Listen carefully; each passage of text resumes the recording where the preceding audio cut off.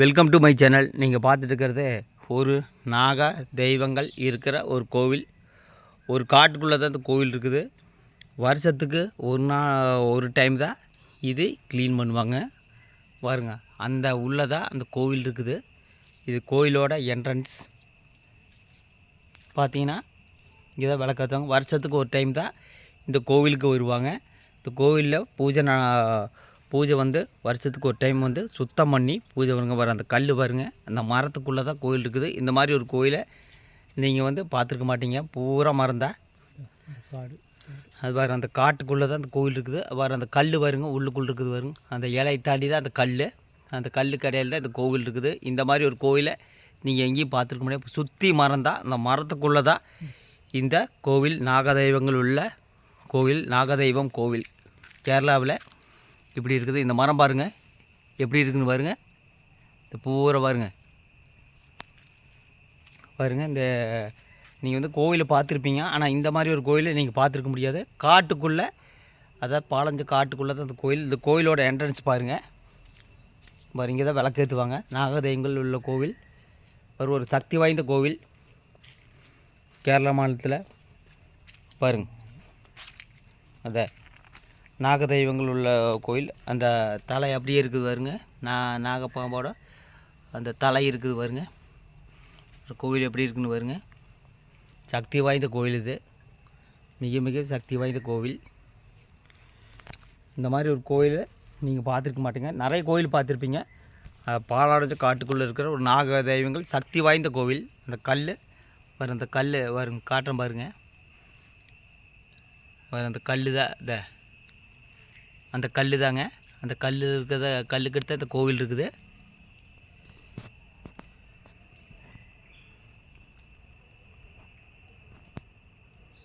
சக்தி வாய்ந்த கோவில், நாகதெய்வங்கள் இருக்கிற நாகப்பாம்பு கோவில். அதாவது சுற்றி மரம் தான். வருஷத்துக்கு ஒரு டைம் தான் அந்த மரமெல்லாம் வெட்டி க்ளீன் பண்ணி பூஜை பண்ணுவாங்க. பாருங்க,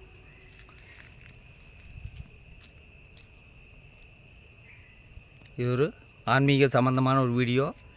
பாருங்கள், இந்த காட்டுக்குள்ளே இருக்கிற ஒரு நாகதெய்வங்கள் கோயில். இந்த கோயில் நீங்கள் எங்கேயுமே பார்த்துருக்க முடியாது. இது கேரளாக்குள்ளே மட்டும்தான் இருக்குது.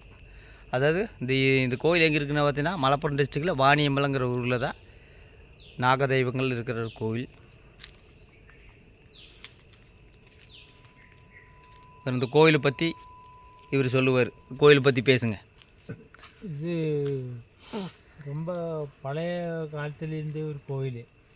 அந்த கோயிலுக்குள்ளே நாகங்களை பல இடத்துல தரை கட்டி அதன் மேலே வச்சுருக்கு. அந்த நாகதெய்வங்களுக்கு ஒரு வருஷத்துக்கு ஒரு தடவை மஞ்சள் எல்லாம் போட்டு சுற்றி விளக்கெல்லாம் வச்சு இந்த காடு கொஞ்சம் சுத்தம் பண்ணி முழுசாக காடு வெட்டக்கூடாது. அது அப்படியே இருக்கும். அந்த காட்டில் தான் நாகதெய்வங்கள் இருப்பாங்க. அந்த கோயிலுக்கு இந்த பெம்பிள்ளைங்க இதெல்லாம் ஏதோ ஒரு டைம்ல எல்லாம் வரக்கூடாது. முன்ன பூஜையெல்லாம் செய்யறது ஆணுங்கள் தான். இந்த ஆம்பளைங்க தான். பெம்பிள்ளைங்க எல்லாம் அந்த மாதிரி வரக்கூடாது. இந்த காட்டு பக்கத்துலேயே பெம்பிள்ளைங்க எல்லாம் வரக்கூடாது. அது ரொம்ப சக்தி வாய்ந்த கோவில். நாகங்கள் குடியிருக்கிறது. எவ்வளோ 15ஆம் நூற்றாண்டிலே இருந்து இது ஒரு அரசரை கட்டிய மாதிரி கட்டி இருக்குது. அதுக்குள்ளே நிறைய பாம்புகளே எல்லாம் இருக்குது. அந்த உள்ளெல்லாம் போகக்கூடாது, அதுக்கு அனுமதி இல்லை. இங்கே இந்த ஒன்று கடிக்கிறது அதெல்லாம் செய்யக்கூடாது.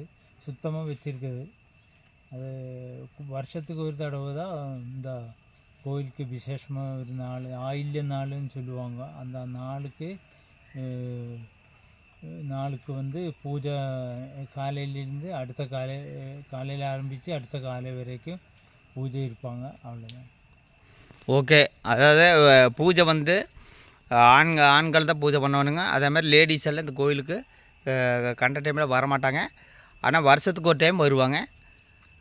பாருங்கள், சுற்றி மரம் தான். இந்த மரத்துக்கடையில் தான் இந்த கோவில். அதாவது 15ஆம் நூற்றாண்டு காலத்துலேருந்தே இந்த கோவில் இருக்குது. நாகதோஷங்கள் இருக்கிறவங்க நல்லா வழிபடுவாங்க. பாருங்கள், அவ்வளோ ஒரு சக்தி வாய்ந்த கோவில். ஓகே, அடுத்த வீடியோவில் சந்திக்கிறேன். நன்றி, வணக்கம்.